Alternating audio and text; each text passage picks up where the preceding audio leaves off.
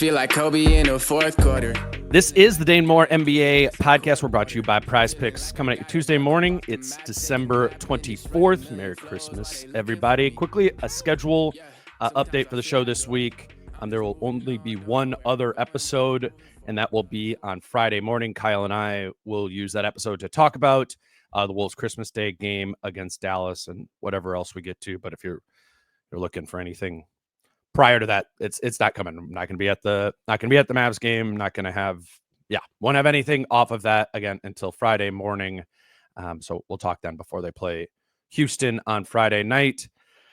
But on today's show, I have Wolves beat writer Jace Frederick here with me. Jace, the Wolves have dropped to 14-14, and as I sent you, maybe they needed to start searching a little bit earlier. But I feel like whether it's in terms of who they're playing, when they're playing them, just kind of how this feels. It finally feels like they've kind of crossed a line of like, we're searching for some different things. We understand some things have to change, just rolling out the same thing over and over again. Even though it's not like they've made a starting lineup change or done anything totally massive. I just did think it was noteworthy that Finch played the Reid and Randle group a lot more in last night's game, and then closed with them, as in pulled Rudy Gobert with 6 minutes left in the game, and Rudy didn't come back before garbage time or anything like that. So obviously that's not maybe the sort of change people want or expected, but I just thought it was representative of like they're looking for different things. And I think in particular that Reid and Randle group is doing some things, playing faster, having a little bit better spacing, better enabling Randle. Some of that stuff happened, even though it was only, successful in the first half and really unsuccessful in the second half. Did you make anything out of that? And do you feel like that grouping like gives them more of what this team needs right now? Yeah, I mean, I think that if you're like Finch, you're looking at it of, okay, the offense was terrible at the beginning of the game. And then like a jolt seemed to happen when like the bench came in, which has happened a lot. But Randall was a part of that group that played a little better and like closed the gap late first. I don't remember if he was in early second or not. I think he might have been. So I think he's like, okay, maybe we're finding something here offensively. Like obviously there's just weapons all around the floor with that lineup, and you're thinking, okay, this is what we need to score, and he's probably thinking this maybe is what we need to score late in games, which they have not been able to do. So I get trying it. I think he's like searching for different things, and I think you're right, he's hitting a breaking point of like, got to change something. And he isn't one to necessarily sit there and listen to others who say like, get Julius Randle out of there, blah, blah, blah. He's like, we need offense, I think. And these guys, and Rudy's not providing it. And these guys have played a little bit of decent offense together as a unit. So let's roll it out. And it didn't work, obviously. Nothing works. But I think you're right. I think it was definitely, no matter what the result, it was definitely something, just that they changed something, and that Josh might not play more minutes and all these things. Like they definitely are trying something. And the thing about change is at this point in the season, it's the tough part is if something changes and then it doesn't work, and then it's like, okay, do you scrap that and then try something new or whatever? And how much of a sample size do you give anything you want to try? And is it still game by game? Like, is Rudy not closed? Is he just didn't close in that game because he wasn't being effective for really like the second or third straight game? So yeah, I mean, I think it's like, okay, they're going to really start like maybe tinkering here. But I don't know if like, and maybe tinkering is the right word. Yeah, I think it's more tinkering, because I think Chris Hines was there last night and he asked about the starting lineup change, and Finch really brushed that off. In my opinion. But I think he is more willing to be like, okay, but we will be flexible about what we're rolling in and out. All we know is that Julius is going to be on the court, and then we'll work around it with everything. Yeah. So that's kind of what I like. There hadn't been a flexibility to the starting or closing group this season. I got up on the screen here. Jace has a tweet of the 23-24 season before Cat got hurt.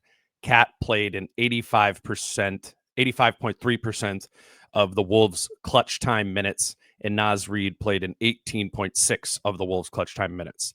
This season, 24-25, Julius Randle has played 97.2% of the Wolves' clutch time minutes, and Naz Reid has played 5.6 minutes.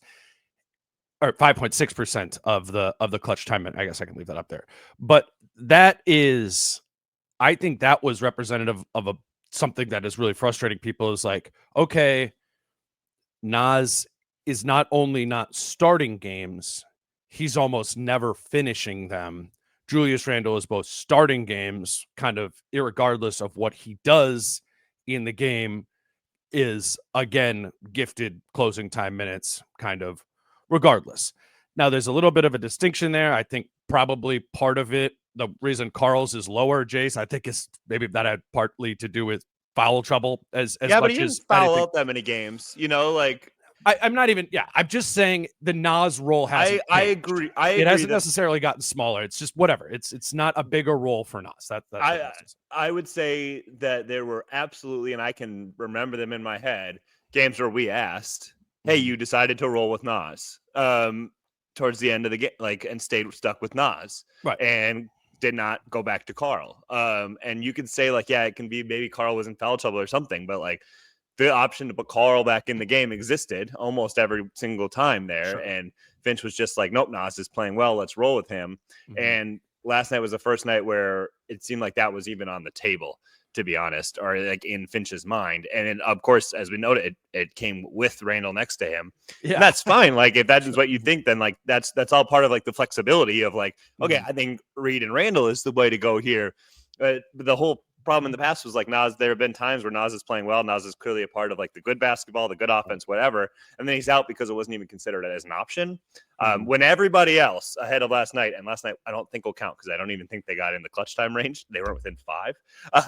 I don't think there were any clutch time minutes, so that percentage won't change. But the idea though is that he was closing the game. It was just the first time Dante's closed games, Nikhil's closed games. They've done all these different things. Even Rob was in at the end of regulation of the Houston game, and Naz has just been a minute or 2 possessions because you thought you needed a shooter out there, that kind of stuff. So I guess they've hit a point, maybe a reflection. I don't know. Or they're okay, well, maybe we can try to close with Naz. Naz is playing well here. I also think though, I don't think that's what it is. I think Naz was playing well and he was hot. And those were the times where he closed over Cat. There have just been other times like that this year. Yeah. Like the Golden State game. Mm-hmm. Yeah, I think my point overall is, at least thus far, it seems no different than last season. I'm not even sure. I know I made this topic, but I'm not even sure this is even representative of Finch generally being more open to the idea of playing Naz more, closing with Naz more, because Naz was awesome last night. It would have been really weird to not have closed him in this game. He had 23 points, 7 of 9 from 2, 3 of 10 from 3. But the same thing was true on Saturday. Okay. Yeah. I guess. Yeah. No, you're right. There. So maybe it is. So maybe there's some of it. It just, would you agree with me in saying that he would never, if Naz was just playing a mediocre to poor version of a game of himself, even if the matchup seemed to suggest it, would go with Naz, right? That's Correct. What it feels like. 100%. Yes. And that was even true of Carl. Naz had to be playing really well to get those wins. He had to be. That was true. And that doesn't seem fair. I don't know how else to put it. I know it sounds so childish, but I agree. I agree with you that it's like I've said, I oftentimes have not felt like the lineups and the minute distribution this year, not that it ever is the case in the NBA, but I felt like it has been a far cry from meritocracy. I have felt like that this year. I mean, it's just because Julius started the game in the way that he started last night. Yeah, he was 0 for 5 and 3 turnovers in his first shift. And then it's just optically tough when that happens. And then he comes back into the game. He plays 7-8 minutes, and then he comes back into the game a minute or two later for Gobert. And it's so no matter what, Julius has this role, and I'm sure there's some side value to that, experientially, whatever. And actually, in that second quarter, felt like Played they better. kind of maybe did find something. And it was the Reid and Randle group out there, and they played better. So I don't know, man. It's just all they've played better. confusing. Those guys, like, I would give, because I do feel like Julius has done more in terms of like trying to inject pace, trying to inject transition these last couple games. Like especially as things, not to start the game, which has been a little baffling, but like when things have gotten rough, like when it's gotten into desperation of like, wow, we're down 15, wow, we're down 20, whatever. He's been the one who's been like, let's push the ball after a rebound. And I do feel like I understand that seems to work better alongside the other guys who like to play in transition. Nas, Nikhil, Dante, like. They're like, let's roll, let's go. We're up for it. So I understand that like grouping, and they did have some success last night, and I could see them having success. But those three have success with everybody. So it's like, so are you trying? Who are we trying to highlight? Whatever, it doesn't really matter. I understand wanting to get him in with that pairing, especially when things are going terrible, and being like, well, I think Julius is going to inject some pace, and these guys do it with them. But yeah, I don't know. It's tough. And I would just say like Julius hasn't played well and Ant has played horrible. Like it's a combination. It's not just Julius, but that is the easiest thing of like, there are oftentimes, even when his shots aren't falling, where I don't feel like Nas is playing poorly at all. It just is like, so what has to happen for him to, get these kind of minutes? And obviously he did close last night. So that is a change in some way, shape or form. That's what I'm just trying to note. And they got to this, and it was the Reid and Randle and the bench guy group, and it was like it was either like Ant and Josh Minot. So the three bench guys, Nikhil,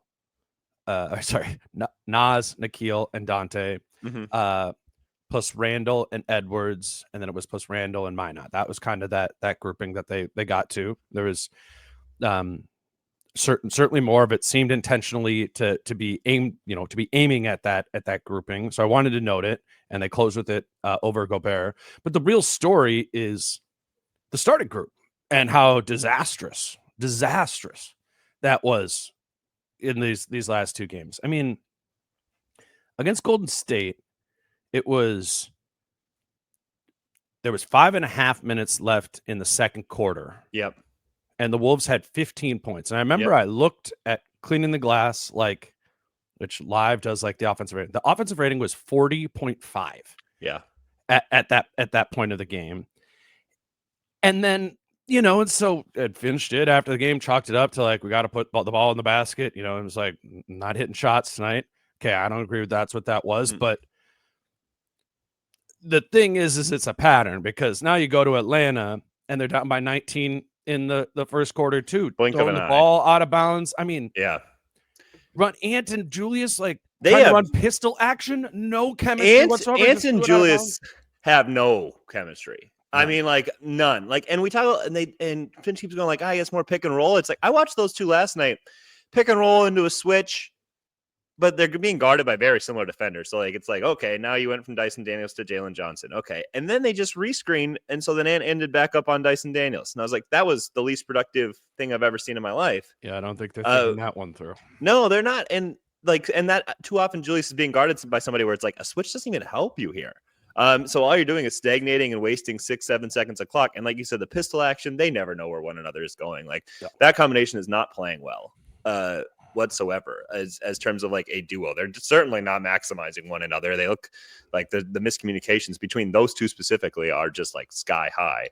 I don't know. And I think even Finch said a lot of words. He's like, he basically said last night, like, got to play in transition for those two to have success. And then pick and roll, which is like, I watched them play pick and roll and it doesn't look good. Well, then they're surrounded by Jaden, who is not guarded 3-point shooter. Mike Conley, who's a guarded 3-point shooter, but is not making them. And then Rudy, who's never made a three. So it's like, okay, I know it's going to come off as a Mike defender, but I do think Mike has shot pretty decently well after that terrible start. I think he's like up to 37%, which is after the terrible start is. And I think last night he made 3 or something like that, but yeah, he doesn't make them all. That's for sure. Definitely the best floor spacer between him. Yeah, right. That's what I'm right. I mean, but it's not like last year. Remember at this point last season, Mike was like shooting 45, whatever. No, I totally agree. Yeah. Totally agree. And the looks are still good and they're not going at the same rate. That is for sure. I was listening to, and I like Sam Vecini and Dave DeFore. I'm not like coming at them, but I was listening to them. They were talking about the Wolves yesterday, and one of their things that they were really pointing to was Mike being washed. And I don't think that's the case. I would get it if you looked at the numbers and, and if I think they just watched the Knicks game or maybe it was the Warriors game that they just seen. And you see Mike's stat line. He's like 1 for 5 with 3 points and 2 assists or something like that. The stat line for sure seems washed. And even the like cumulative ones, I don't know. I'm wondering if I need to need to check some of my Mike bias though too. Yep. And be like, where is Mike at in all of this? And if Mike was playing like he was in December of last season, or even just October, November, December, how different is this whole thing? That said, I thought about that. I was walking around the mall yesterday. I had the headphones in. I was listening to Sam and Dave, and I do think the biggest factor with the Mike element of it is Julius being the point guard and the primary playmaker disorients Conley's role, makes him very, very small, which makes it hard for him to get any sort of playmaking rhythm. Finch just talked about, we need more of the Mike and Rudy pick and roll thing, the empty corner pick and roll thing that they run all the time. It's like that's dried up. It's like, no, you don't. Mike doesn't have the ball to start possessions to even get to that. Like that's just a play call. If Mike has the ball and Rudy's over there, like you can kind of like try and completely deny, like if they're trying to do that get action, like Mike throws it to Rudy and then he comes right back off it for like a DHO sort of thing. Like some teams might try and blow that up, but you can pretty much run that. Whenever you want. Agree. I agree. They don't. The idea that has been dried up or getting taken away. I think that's. I disagree. Every time I think Julius is drying up. I agree. Simply his presence dries up the Mike and Rudy pick and roll thing, which is the best thing to establish flow, which is the type of offense that Finch wants to run. Supposedly, but I just don't feel like he's advocating for it. I really don't. And I would say like last night, we're seeing this more and more. I think there's a little bit more of like Mike initiating and whatnot, because they certainly do seem to be going out of their way to have Ant play off ball now. And kind of be the beneficiary, the receiver of like playing out the catch or just running secondary actions where the defense is less stacked. And I do think that there are times where that generates better looks. It's tough because this is something we should get to in the next segment, but I agree with you. Like, I just think Ant's not playing with any force at all. But I think maybe they're going a little bit more to Mike now. And Mike and Rudy, like we're just seeing a little bit more. It's still not high enough volume, I think. But like the times like last night where you see Ant get the ball and it's off Mike initiating, where like Ant gets the ball and now all of a sudden has a clear cutting lane. Ant gets the ball and it's a very simple like side pick and roll action that he can execute. Ant gets the ball and can just play off the catch. Like, I think they're getting to more of that. I think it's like, the whole thing that Mike's watched. Okay, I just looked it up. Yeah, go ahead. So he started out the year, the first like 6 games, rough shooting. Since November 4th, he is shooting 39% from 3. And then obviously this year, he's got the second highest net rating behind only Nikhil. Like, I just... Yeah, no. I mean, I don't the choir there, but you're right. A national TV game, like you play poorly and it's like, he's washed. It's like, all right, still like, they still can't function without him. That's why it's worth bringing up. Again, I'm not trying to like... No, I know. Come at Sam and I think a bunch of people probably think that. And it's just like, it is one of those things where watching it every single day and noticing repeatedly game after game that when they do play through Mike a little bit more, then Ant gets easier looks. All right, Jace, a little bit of technical difficulties there. We'll come back in here after the break and continue going on Ant. I want to talk about DiVincenzo's "We're Not Last Season's Team" piece as well. But first, today's show is brought to you by Treasure Island Resort and Casino. And this Sunday, December 29th, Treasure Island is doing a free live watch party in the Parlay Lounge for the Week 17 Vikings-Packers game. It starts at 11 a.m. The watch party will be hosted by Crisco and West from the KS95 Morning Show. You got family in town, you're looking for something to do that weekend. I mean, this one's going to be fun. There's going to be free food in the Parlay Lounge, team-specific cocktails, just a fun place to watch the border battle. Bunch of stuff going on at Treasure Island Resort and Casino, December 26th through 31st. They are celebrating their 40th anniversary. do consider going down to Treasure Island with friends and family this December 80s themed New Year's Eve party in the Island Event Center on the 31st as well. For more information on everything going on at Treasure Island, you can get a full list of the promotions by visiting ticasino.com. Today's show is also brought to you by Falling Knife Brewing Company. And two things I want to share about Falling Knife coming up. One, Christmas Day, they're going to be open noon to 6. The Wolves are play at 1 p.m. So if you want to go to the brewery and watch the Wolves game there, it will be on. It'll be on the screens. And the sound will be on there. Dan, the owner of Falling Knife, is going to be bartending from noon to 6. Then also on New Year's Eve, every year Falling Knife does a New Year's early party, which that just means it's celebrating New Year's Eve early. 6 p.m. To 10 p.m. The ball drops at 8 p.m. So everyone's, you can get an Uber, you're out of there by 10 p.m. Avoid those surge prices and, be asleep before it's 2025. If you want to sign up for that, it's in the show notes here on the YouTube page. Otherwise, you can go to Falling Knife's Instagram page as well for that link and to learn more. That's Falling Knife Brewing Company in Northeast Minneapolis. All right, Jace. Sorry, I cut you off. I turned my internet off or something there for a second. But maybe let's get into the where's Ant's head at with all this. Let's just go into the Ant topic, which not only touches on where this team is at, kind of dysfunctionally offensively, but his refereeing comments, the lack of joy it seems like he's playing with. These all, at least to me, these seem like pretty real things. Yeah, and it's like I'm good with going where his head's at, his frustration level, all these things. I also just want to point out that he's playing poorly. I know we want to point out these guys, this lineup's bad for him, Julius Randle's bad for him, blah blah blah. He's playing bad. He's basketball wise, he's just like, I've never seen him so out of rhythm. I've never seen him just like, I feel like he's like numb now of like, yeah, they play gap help. So I don't even, he basically said it a few games ago, like, I don't go because there's gap help there every time. Like, what do you want? Basically, like, I'm sorry, fans. Like, I did nowhere for me to go. And I watch these plays where there is somewhere to go.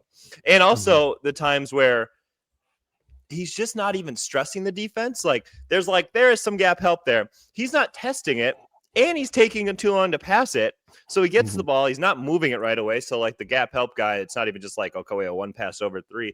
And then the other times he's like, if he dribbles, it's not with any force. It's not like pressing the issue. It's not like collapsing the defense. It's like prodding twice. So everything is just really slow. There's no force. It really clogs everything down. So he's not getting good looks for himself. He's not getting that many good looks for others. Like the times when he still does like get in there and kind of press the action, a lot of times like it does lead to a kick out to somebody open.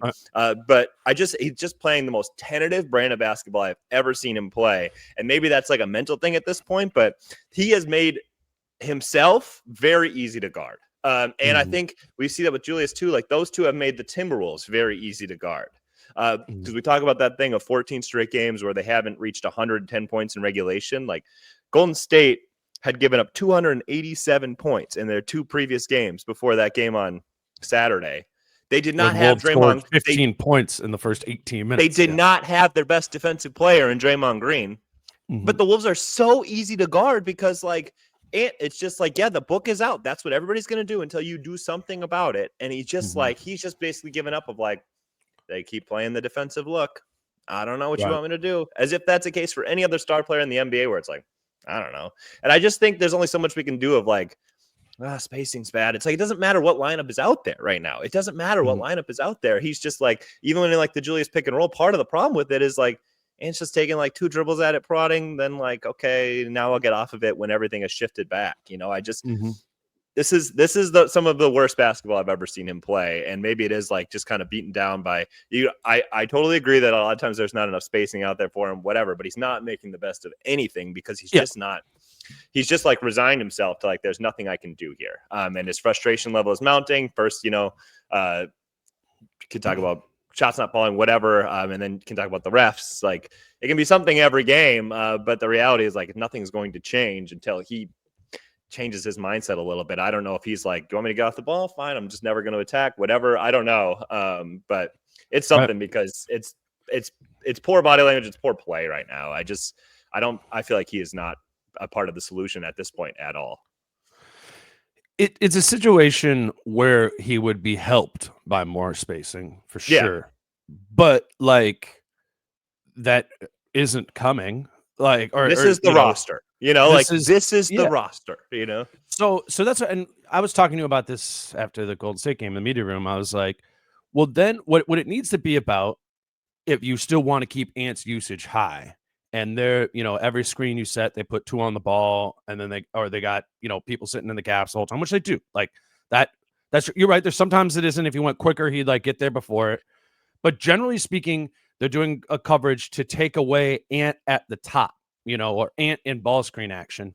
So my thing would be is like, can you present yourself in different positions on the floor? And I said to you is like, remember when Ant used to play out of the post, was playing out of the post like early last season, a good amount.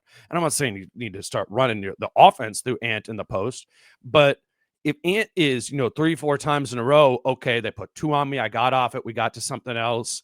But eventually you want to assert yourself into the game, into the offense. Then like after 3 times in a row, be like, okay, no, Mike, you bring it here. I'm going to go to the post here where I'm going to get relatively lighter coverage, and now it's you're in the post and he's probably taking a mid-range shot. And like, that's a lower force or value to the shot he's going to get out of that. I understand it.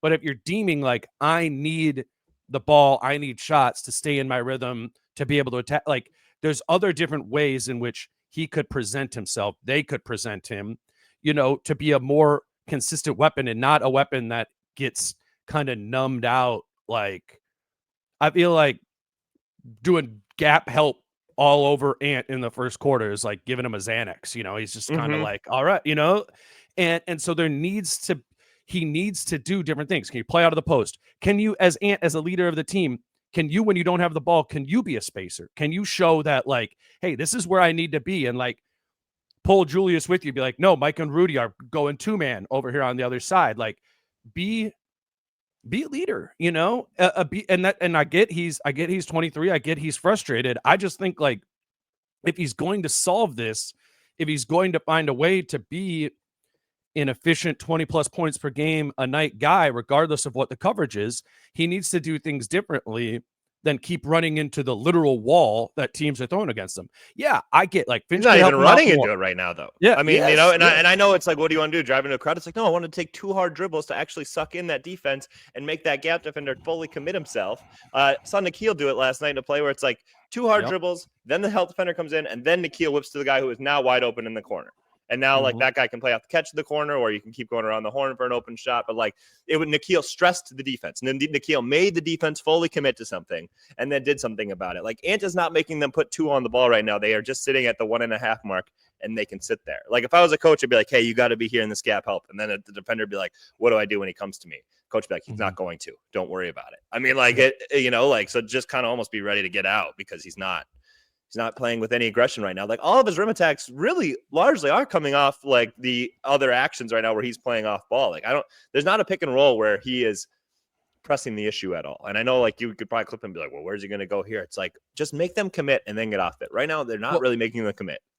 It's the stress in the defense. And Nikhil's the perfect example of like where he just kind of like charges into the 2 simply to get them to engage. Like he was never going to go. Like, he was never going to like split that and go through it or whatever. He's going to go into it and kick off of it. Yeah. He's not overcommitting to the point where he's getting like under the basket. It's like it was the point where he got to like the elbow and they had committed enough where the passing lane was now there and the guy was open. Like it's kind of having a plan. It's reading the defense. It's like, okay, now they've done it. It's not like, okay, I'm here. I got to go to the rim. I'm this far. Like that's not what people want, is you to actually drive into the rim and throw it up at the trees and miss the shot. But it's just make them commit.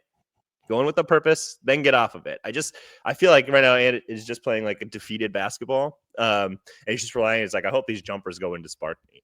And that's kind of where he's at. And then that frustration is mounting. And he's obviously frustrated with the offense just not being very good. And like, I think he's frustrated by himself not being very good. Like even like these mid-range shots, like they're generating some decent mid-range shots, even like out of the prod out of the pick and roll. And then like the pull up.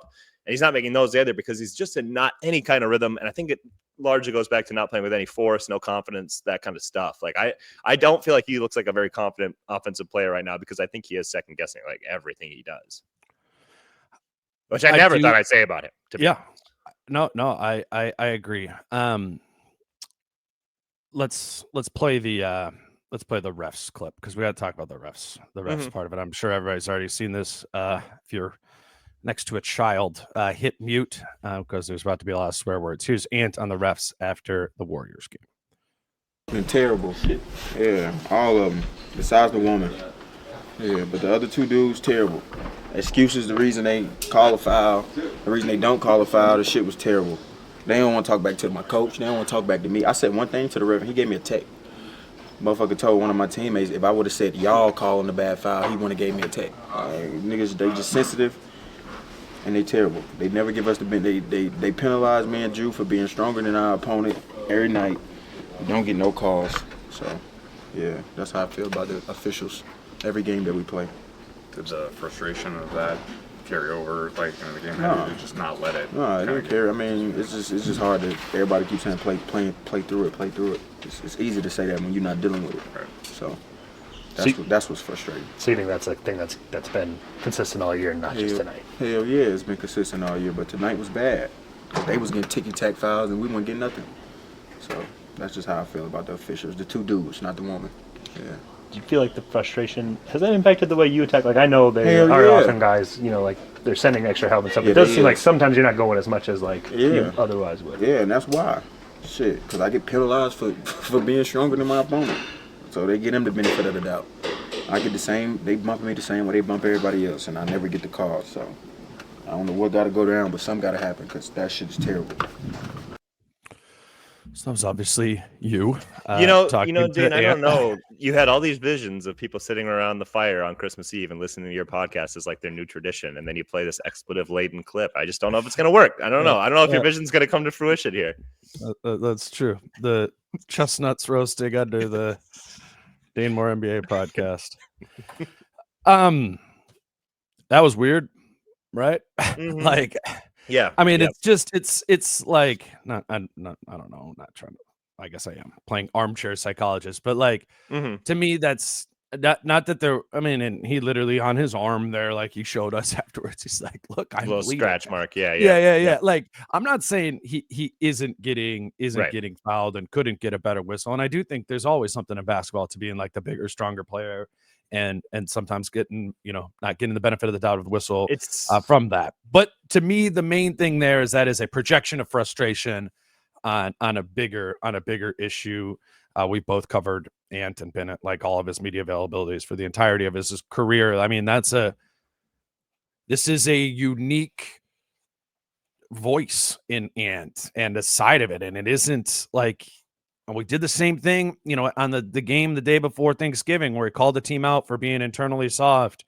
And then we were like, that they did win 6 or 7 in a row. And they kind of like bounced back. But like both of those things really highlight a frustrated Ant. And I'm not sure how much of it is just like, now he's the leader because Cat's gone and he's got to be the voice of this. Because he was the voice last year. I mean, if we're being honest, one way or another, he was largely the voice, Yeah.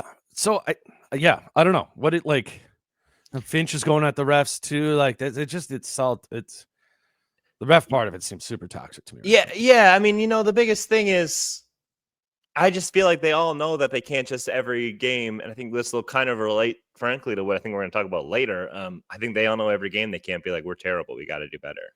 I think they just like they get sick of that. And they're like, well, where else can we aim this frustration? I really do feel like that's a big part of it because every game you can't be like, we stink, can't score, can't do this, blah, blah, blah, because then that just beats yourself down, if you're constantly thinking that way. So sometimes it's easier to just turn your frustration somewhere else. I'm not going to be, we lost again. We still can't score, blah, blah, blah, blah, blah. But I'm not going to say like it's all sunshine and butterflies here, but let's just at least change the direction of our ire right now, like that. I feel like that's where it's at. And so he's like, okay, I complained about that last game. What can I complain about this game? That's different, the Wolves, like Ant doesn't go to the line very much. I'm going to be honest. Like the Wolves games are just officiated differently on both ends. Like the Wolves are hardly called for any fouls. They are called for some like the fourth least fouls in the NBA. And and then the opponent is called for like the sixth fewest fouls in the NBA. There just aren't fouls called in Wolves games. They set like, I think it's kind of the thing where it's like the Wolves like physical tone, whatever. And last year they would have been like, that's amazing. That's what we want. Like, and now it's just frustration because nothing's going their way. So you just look for something, but like they are, they're called for fewer fouls than their opponents are on a night to night basis. Like that's at least per the numbers prior to last night. I know they were called for more fouls last night, so maybe that number is closer to even now, but that's just the way it is, and they just, I think it is all frustration for everybody. I think it's like, we don't have an answer. So what's like an easy fix? What's something we can point out and be like, well, it's this, and that's, it just kind of reeks of desperation, to be honest. And that's where they're at. Well, and I wonder how much of it too is that they've all said, we're acclimating, we're getting used to the new roster. We've heard that from every one of the players, multiple times when we've asked them about the acclimation process. I did think, Dante's answer to that again after the Warriors game kind of cut through that a little bit of like, yes, it was another excuse of like, we're still acclimating to each other, but I think him offering the idea that this isn't last season's team and that they've, grasped that, that was a little bit of a different answer. I just wanted to make sure to play that one. So I'll get your thoughts on that after I play that. Coming together, synergizing with each other, making each other better. That process, has that been slower than you expected?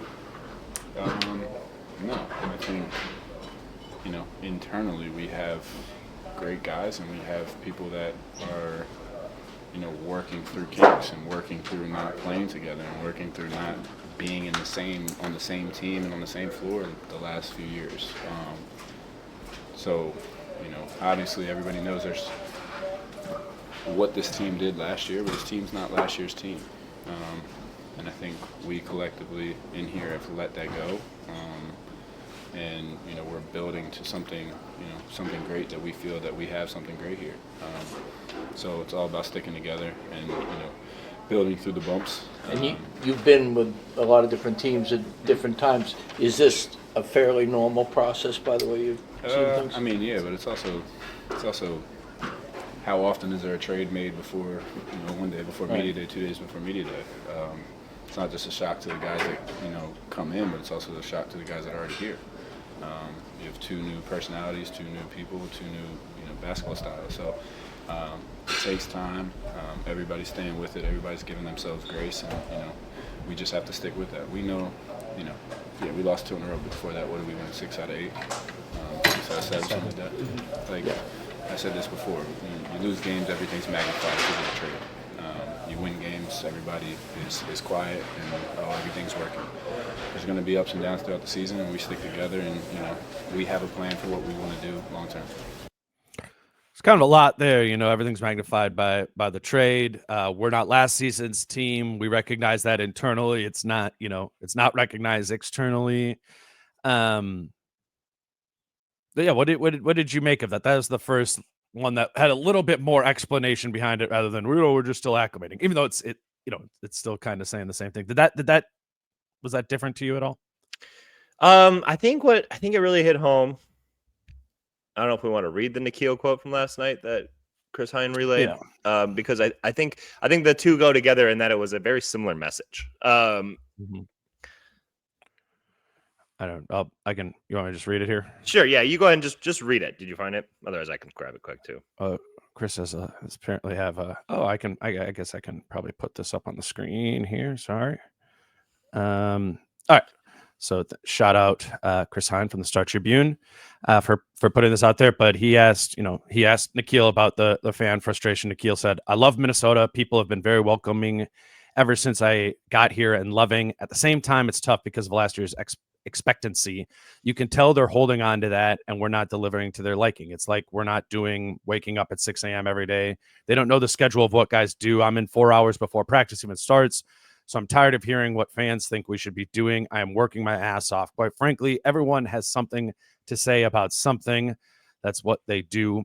Should we have figured it out? if they want to figure it out for us, they could. Doesn't matter. At the end of the day, the only thing I'm concerned with is everyone in this locker room, and I know we're all concerned, and I know all we're concerned with is doing our best to win.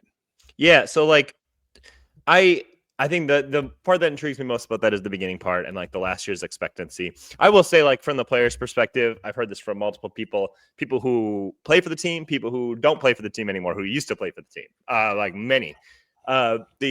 The quickness with which they are booed at Target Center, like the lack of grace that is ever given, bothers players. They can win 3 in a row, and if they have a poor first half, they're getting booed. And like, I think that's kind of jarring to a lot of players. It's like, well, this is a quicker trigger on that than you would find in a lot of other places. And I do understand that. I think that, frankly, like, I don't think that. I think it does come really quickly. It's not like it's like a terrible team that loses every game, blah, blah, blah, gets booed. But anyway, outside of that, the thing about holding on to last season, I think that's a little bit concerning. I feel like it seems like they don't want to be held to a high standard. Like almost like we can't live up to that, so don't compare us to it. Like, I don't understand what else that would be said. Because it's not like, hey, I think they're losing. They've dropped off this isn't good enough. We got to do better. We're not hearing that often. And I kind of question if they wonder if there's better in the tank. Because I don't hear any what quotes he that did suggest say that. there. He did say there, we think we have something else that is great. That Dante did say that in that quote there. So that's true. You know what I mean? Like, yeah. If it's great, it's going to be a different great. Is for sure what he's saying there. And also, probably he wasn't here last year. Right. He is like, this is annoying that everything that he's like, we're 14-14. Obviously, I'm not happy with where we're at with this, but like, everything, and Dante's been saying this for weeks now. Every time I talk to him, he's been like, everything's magnified, by the trade. And if it, something Carl's doing there, how well he's playing, it magnifies the trade. It's all through that. And I think he just has, frustration with that. And then people can not like that, and people can be like, well, you got your coach and your front office said this wasn't like a cost-cutting move. This was a basketball move. So I get it from the fan perspective too, of like wanting to hold the team to a high stand, the same standard there too. But or I also standard. Get it from Dante. What is the standard? Yeah, the standard would not have been, hey, 28 games through the year, you guys are going to be 500, while having really great health and have one of the worst offenses in the NBA. Does that sound right? Like, I think they've all been like, no, that's not it at all. So it's not even last year's standard. It's just a standard of like, look at the talent on the roster. Okay, here's the guys. You're not missing like any games. Nobody's missing any games. Mike's going to miss a few. That's it. Nobody else. Sound right? You guys are going to not like ever be able to put up a point total. It's like capable of beating good teams. And and that's what I wonder is like, what do they think about the first quarter of the last 2 games then? Like, is that us holding them to too high of an offensive standard? Because any standard, I agree. It's been really bad basketball. Like, I don't, and it's on a theme of the offense being bad. So it's not like, I didn't like Finch's comment of like, we got to put the ball in the basket. We're just not making shots. It's like, well, how, again, that's why I go back to it, the Ant stuff. It's like, well, what are the things that are being prioritized to get the shots? Because it's clear what's being prioritized to get the shots is Julius Randle. Right. And it's not that Julius Randle can't be a part of an effective offense in Minnesota, or at least I believe he could be. Yeah. But if he is the first, second, and third priority in terms of like giving it grace, then I think you're settling into finding yourself in some of the patterns that you found these last 3 games, which is Julius coming off to having really bad starts in the last 2 games. And that costing them as they get into the second quarter or the second half, falling back to be able to make a comeback, or even the New York game where Julius is making all the shots at the beginning, but really sucks out all the air of the rest of the offense because when it's Julius going, it's only Julius going. And maybe then that part is on the others to connect onto him. It's just like the last 3 first quarters happened, and all 3 paths that it seemed like they took in those games were destined, for failure from an offensive standpoint. Yeah, it's like the whole, well, we're just not making shots. It's like, yeah, we saw the New York thing when you were making shots, and it was just like you said, as it was happening. I think we were all like, This is not a formula. Yeah. I've seen it from too many Ant first quarters where I'm like, okay, nobody else is even right. That's basketball. the point. Even You know, like nobody else is even touching the basketball. Like, and so now you're gonna be like, well, how do we get anything figured out? Like anybody else, then guys miss shots later. It's like, well, they haven't touched the basketball in 10 minutes, you know, like, and now you're expecting them to play off things when things get taken away. And I understand that can be basketball in general. Like, hey, you know, like the defense reacts. Now everybody else has to hit shots to make them pay for that, whatever. But like, we've just seen it too many times where it's like somebody just dribble, shoot the ball. And even if you make it, it's like, this isn't sustainable though. What is the sustainable? What's the repeatable? What's, you know, and they just don't have it. They still don't have it.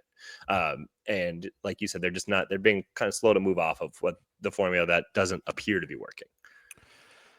Let me grab another break here. Today's show is brought to you by Doer Jeans, the most comfortable jeans and clothing I own. I've been, this month kind of sharing this with you as an option for getting somebody in your life for a Christmas present, a pair of Doer Jeans. But right now, we're recording this on Christmas Eve right now. Like, get yourself a late present. I promise. I really love these. I wear them to work all the time. I wear them when I'm at home too, because they're the formal type of pants, but also the comfortable type of pants that you can be wearing, when you're just like sitting on the couch. They're also made from committed to sustainability and made from recycled materials and plant-based fibers, which also help kind of that breathability and softness to them. Trust me, get yourself a pair. I know you're going to love them. Just try one. Check out Doer's flagship stores in LA or Denver, or shop online at shopdoer.com/DaneMoore.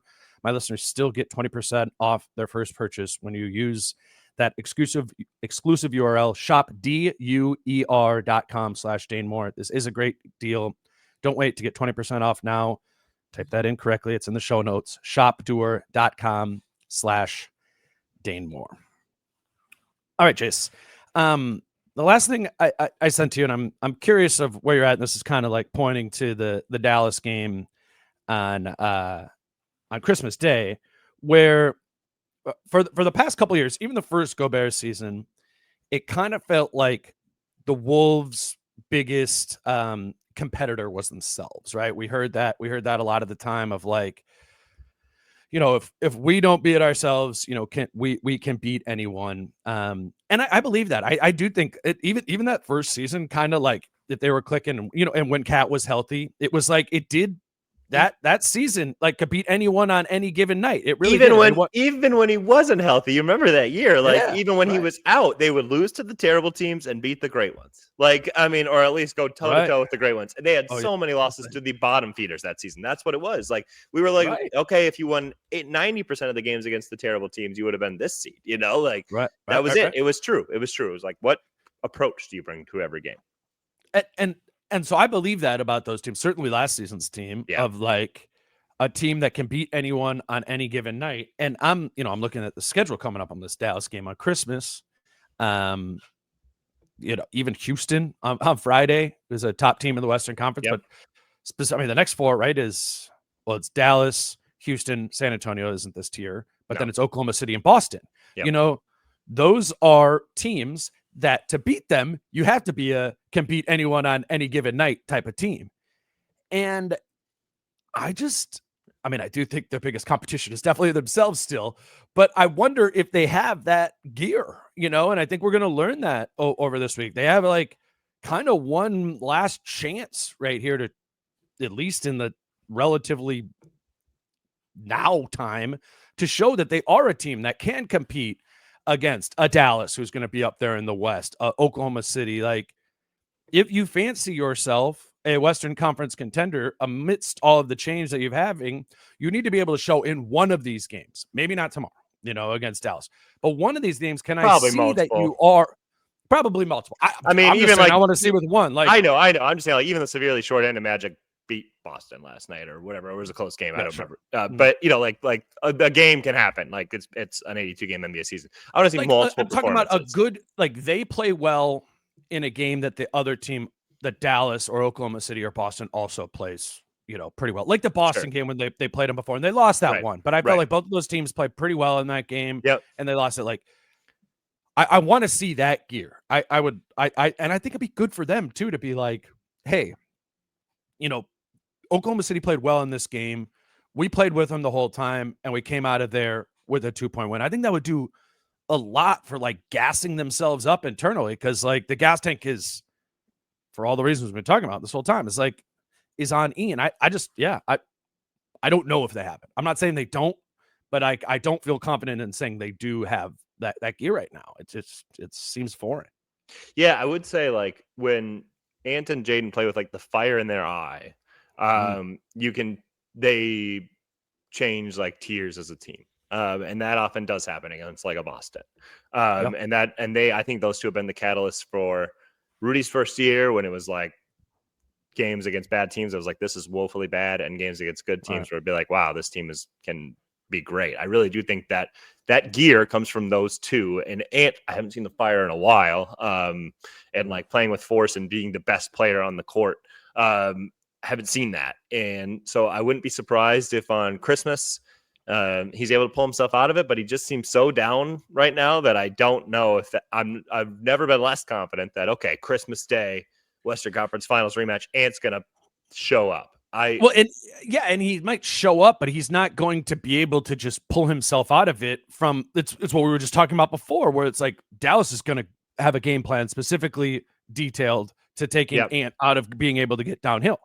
As they did, like, in the West Finals, I agree. But exactly. Just, but like I said, play with aggression, like aggression to create for others, like not apathy out there on the court. Like I just, and sometimes there are definitely things where it's like, okay, there are things you have to do mentally that he's just not there yet to break these looks, or like generate the looks you want off of them, to take advantage of.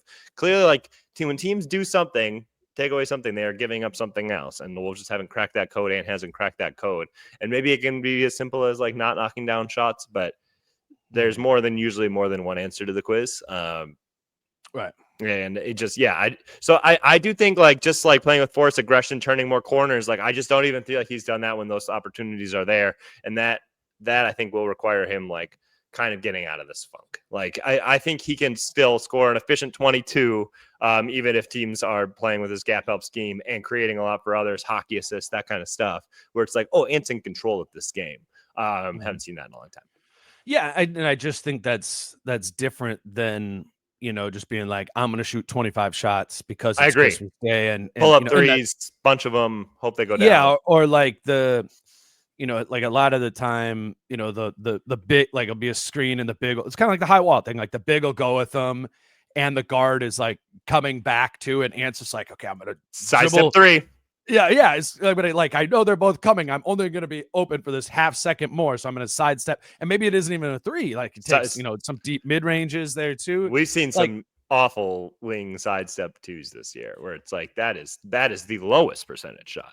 And that's what I'm just saying. You're the one who's saying like aggression, like that's aggression too. It needs to be the right aggression. That's not aggression though, because that's not aggression, because that is the definition of settling. Like in my mind, like that's not putting pressure on the defense. Like put pressure on the defense. That's where I'm at. Mm-hmm. Yes, no, absolutely, and it's the idea of putting pressure on the defense with getting off of it so as to put your teammates in a better position so they can go, which maybe gets it back to you. The problem is, I don't know why we're doing this segment again, but it's like he's doing that and he's getting off of it and then holds. Because Ant's the answer. I think Ant is the answer to, can you be that as a team? Can you have that gear? Ant is the gear. I really think that. I think he's played poorly, and I know you can come up with a million excuses for him, and I get that, but Ant has had some of these same things around him. Like Ant had some dominant games when Cat was out, a couple of years ago. Ant had dominant games last year. You telling me like when Ant was just absolutely lighting up like Indiana in Cat's first game out, that Indiana didn't have any gap help, that stuff exists, like it's a lot of the same players on the court. And I know like a Nas for Julius switch can help spacing a little bit, but he's not playing a lot of it, Yeah. No. Like, I don't even see an aggressive Ant when he's playing with Nas a lot of times right now. Not saying like that they're on the court a million times together, but I just, in general, right now, I think he has been kind of beaten down to the point where it's like, I see that help defender. I know he's going to step in. Right. Prod. Yep. There he goes. Like that kind of stuff. Well, this goes to the question then of how much is Ant capable of helping himself from a decision making, a thinking it through sort of progression? How much at 23 right now is Ant capable of this, or does he need change around him Right. in the players he's playing with, or stylistically how the group is playing to be able to, be the aggressive player that you're saying he needs to be? And if Ant isn't capable of figuring that out on his own, then it does further the case that Finch needs to do something to help him. If he is the ceiling, like you're saying, and I agree with that, then they need to find ways to I think they've been trying to get to that. He's literally playing off ball like a lot now. Like last night, he was playing off ball a lot. But I just think maybe that's a good way to say, like, yeah, maybe if it is Nas for Julius, it won't just be fixed because of that. Because it's not like they haven't started to take some steps towards it. The Nas for Julius one in the starting lineup would that would be significant, and a signal too of like, we're doing something different here. Yeah, but pick and roll partner, I don't think like that's gonna happen. Pick and roll partner, like Nas is like the easiest one in the NBA because like when he does roll, he rolls when it's there, and like the pop is so easy and automatic offense, and it's an easy pass, all that stuff. Like Rob comes in and it's like, oh, pick and roll with Nas, like sure, I can do that, and I think that would help Ant out too, and maybe sometimes like get him off to a good rhythm. I think that could all be helpful. But again, like I said, from Finch's answer last night when Chris asked about it, I don't really think that's on the table at this point. Not saying it shouldn't be. I just doesn't sound like it is. I do want to take this one game at a time, because it is, still, it isn't Christmas yet, and there is a lot of season left. But like, this has a chance to be a really rough stretch here, given just like the opponents that they're they're playing. Like, I think Bill Simmons tweeted last night. He's like, should we flex them the Wolves out of Christmas Day? And that is where, if you're like Nikhil and Dante and you're like the local fan base, they're holding on. It's like everybody watching this team thinks they're a bummer right now. Yeah. Everybody watching it, not even people who are holding on to like last year, like emotionally invested. Like that's the reality of this team right now, is like people watching from a national perspective are like, Wolves have bad energy. Wolves are tough to watch. Everybody thinks that. Yeah. It's a good point. And it's like, it is the main game on Christmas Day. And that one and the Warriors Lakers are the two, like those are the two biggest slots of the day. Yeah. And if the Wolves play well, it will be a surprise to everybody. Yeah. Right. And I mean, that's just kind of the point of it. It's not like they're incapable of it. They still do have like a lot of talent. It's just, it's hard. It's so much harder to believe. I think of the 3 years of the Gobert thing, it's hard to believe that they are a team that has that higher level, or is a team that can beat anyone on any given night. Honestly, Dallas in particular, it's hard for me to believe that they can beat them. Like, I just think Dallas does a lot of hard things for them to guard, and does it consistently. And I think they're going to have a good defensive game plan. Like, it's hard for me to see them beating them. Houston, I think they can beat Houston. You kind of like you do the rock fight sort of game, but it's in Houston. Like, they're not favored. They're not going to be favored in that game. Then you go to, you play the Spurs on Sunday. They'll be favored to win that one, because it's a home game. But we've seen the Spurs give them some problems too. And the first time they played them, I thought they played way better the second time. And then you go Thunder, and you go Celtics. Like, this could be a lot of losses. In a row here, and it feels like a critical point, because if it's January 3rd and they've lost 4 of these next 5 games or whatever, which is what Vegas will pick, like, where are we at with this whole thing? Because it feels like this. It feels like this now. It's just, I guess I don't even know if I want to get there. But if I'm a player on the team, or I'm on the coaching staff right now, or the front office, I'm like, this matters so much right now.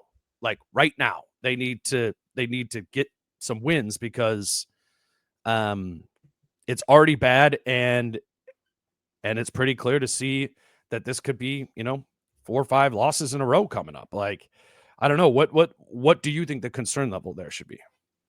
Pretty high. Yeah, I agree. Because now if you're 4 games below 500, like, and then you're looking at like can we get out of the play-in? Are we going to be a playing team? Are we going to make the play-in? Like those thoughts enter your mind. People get more and more restless. Like this team already looks like it plays anxious a lot of times, like tentative, tight. Like I think the more losses that pile up, I don't see that improving. I think they need to see this team needs success more than anything right now. Like they need a confidence boost. They need a game where they score 130 points. Like right now, like I don't think anybody's shooting the ball with confidence in a rhythm, whatever. Like, and that can come from so easily be derived from success. And so I think heading into a stretch like this where it really does feel like things are kind of at a low is pretty scary for a team. I agree with you 100%. How much to take the other glass half full of that? You win 4 of these next 5. Like, do you think that would really rectify where they're at?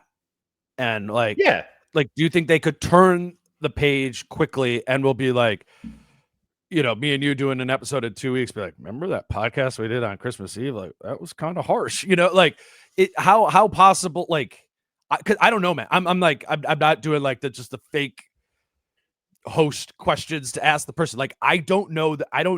Like, I think it would. I mean, I think we had kind of changed like the tune when they won 6-7, and even though we were like, the offense still ain't great, but like, wow, this team defensively, like they're getting back to where they were, and that wins a lot of games no matter what you do offensively, and that wasn't even against teams, maybe, and that wasn't against the Murderers Row. So like, I think then like at worst you go, well, this team plays up to its opponents and it'll do that in the playoffs at minimum. And then I think the players would be like, we found it, we got it, like took some time, but here we go. So I think that would absolutely, I don't think there'd be any doubt in any of their minds that like, yep, now we're going.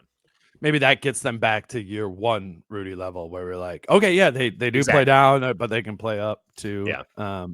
Because right now it right in this moment it feels lower than the first Gobert season, which was really rough there. All right. Speaking of the Wolves Mavs game, they play on Christmas Day, and there are prize picks available for that. Oh, my Derrick Henry one changed. The one I was looking for from the Wolves Mavs game was, I think Nikhil's really important in this game. To be able to, to guard Kyrie and to do he's just going to have to play a lot of minutes from a defensive standpoint. So more than 13.5 points plus rebounds plus assists for Nikhil makes a ton of sense for me there. And then I threw a football one in there as well. I just feel like I don't know what to think about an NFL game on a Wednesday. And what did Derrick Henry just rush for, like 180 yards or whatever? Third game for them in like 10 or 11 days. Yeah. Yeah, like it's also the third game for Houston's defense, so who knows? Yeah, no, that's a good point. I was like, man, 92.5. Like, if I think, I don't know, I might be hedging a little bit as I have Derrick Henry in my fantasy championship. But that was the 2. I picked one from the Christmas Day Wolves game. Nikhil more than 13.5, and I'll take Derrick Henry less than 92.5 rushing yards there too. What do you got? I did both football, obviously. And they're both Chiefs receiving because I know I can do that because you pick other things. Yep, there you go. And it's Mahi Pirine over his number. He goes over that like every game. More than 9.5 receiving yards. Okay. Yeah. Yep. And then Hollywood Brown over, it was like 38.5 when I looked. And that number, he played like 27% of snaps and like went over that with like a bunch of targets when he was in the game. And they said his snaps probably going to go up. I would expect the production to too. Mahomes looked at him a lot. So I'm really confident in that one. Pirine is more just like, I don't know. You're not gonna like it because he's not gonna be on the field very much, but he just always tends to go over it. So. Right. And then we will remember to throw in there is the Jokic free square on Christmas Day. So you put that one in there as well. So like for Jace and I, that's 4 picks we did, and then you get the free Jokic square. So for a $20 entry, that would pay out $400 if all 5 of those things happen. Again, you can pay for any amount. Even on Christmas. Yeah, exactly right. But even even do a $5 entry, right? You lose, it's $5 there. If it hits, it's fun to have $100 in your account and have a lot more to do there. But do make sure you take advantage of that Jokic free square on Christmas Day. It can be NBA, it can be football, it can be whatever there. But that's what Jace and I like for Christmas Day, which is That's tomorrow. I cannot believe there's the NFL game part of it, man, is like crazy. I was like, what? They're playing it's on Netflix. It's crazy. Stream's not gonna work. Yeah, Yeah. for sure. Yeah, it's be like Tyson and Yeah. Paul again. You can play Prize Picks at prizepicks.com or at the Prize Picks app. Promo code Dane gets you $50 into your account. But even if you're a longtime Prize Picks user, as I know many of you listeners are, there's going to be a ton of Pixmas promotions there. So when you're sitting on the couch and ignoring your family, just see if you can get a Prize Picks lineup in there. There'll be plenty of deals out there available. Anything else, Jace? Appreciate you doing it on Christmas Eve, man. Yeah, no, appreciate you having me like always. It is just one of those things where like when you're like, pretty harsh, it's like it kind of, I think it wears everybody down to like watching and like saying the same things every week, and that's where I think like at least trying something different last night was something different. Because the same thing over and over again, like it's definition of insanity, just expecting something to change. So we'll see if it does, if they can just turn it around, or if it does require like a tinker here or there that maybe unlocks something, or just gives a new energy, because it has felt like that's what's needed. Yeah, I mean, and there have not been any big changes. Correct. Like the starting lineup change hasn't happened. But the reason I wanted to lead with that was one that lineup kind of worked. Like, the Reid and Randle front court was, at least in the first half, that was kind of good. And it highlighted it highlighted some of the idea of like, well, what if you just literally flopped the Reid and Randle roles, right? And Randle played like that 12-minute stretch from midway through the through the first to midway through the second, which Nas normally plays. Like, it showed that you could get to that lineup. Like, that's what that identity of the team could look like if you made a Randle roster or starting lineup change. I think it should highlight it there. I also just I keep track of the rotations. The rotations have started to be different these last few games. And some of it is like a little bit of foul trouble and this and that, but like some of it is like they're tinkering. And I'm not saying, I'm not giving Finch an award for that. Like, obviously he should be tinkering right now. Sometimes it's hard to see tinkering. Yeah. If you're not, really tracking it. And I wanted to highlight that. And maybe if a bigger change is coming, we'll point back to kind of this weekend of being like, this is where Finch kind of put his hands up and goes, all right, we got 25 games into the season. It was time to start tinkering. We found something else. It feels a little bit to me like right before they switched to that Pat Bev and Jared Vanderbilt lineup change a handful of seasons ago, where it's like, okay, we had a plan that this was going to be our rotation and this was going to be our starting lineup, and they moved into playing a new way.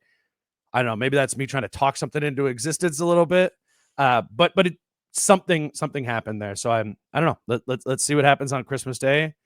I would assume that's not when they make a starting lineup change, but I don't think so either. But a rough stretch here could maybe force the envelope there.